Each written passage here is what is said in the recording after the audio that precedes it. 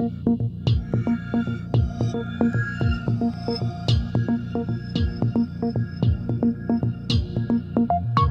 developing plans for a life extension and modernization program at the Robert Moses Niagara Power Plant, NYPA's engineering, project management, and site groups conducted a series of tests on an operating turbine generator unit.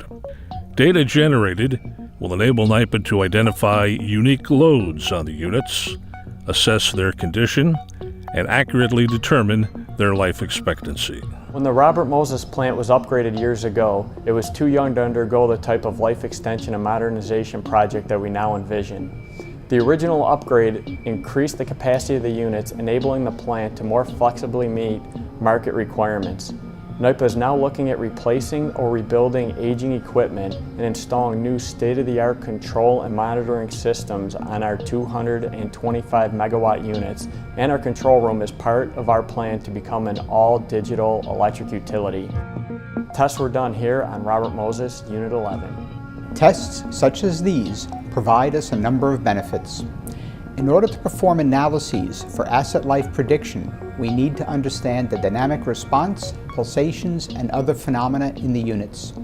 Without such tests, we could estimate the steady-state loads on and response of many turbine generator systems, but that's not what usually leads to end of life.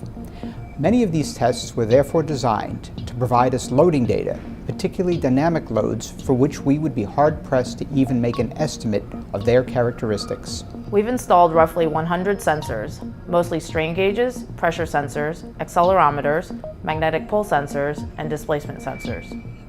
The data we collect is used in finite element simulations, which are early versions of what is becoming known today as digital twins. We're certainly ahead of the curve on such tests and the predictive asset management approaches we've developed. You have to remember, Niagara is an operating plant, and we need to continue generating while any testing takes place. Sensor installation work was underway on Unit 11 at the same time we had another unit out of service. To manage projects like this, we run daily coordination meetings and update the schedule every few days. Communication is key to ensure project success.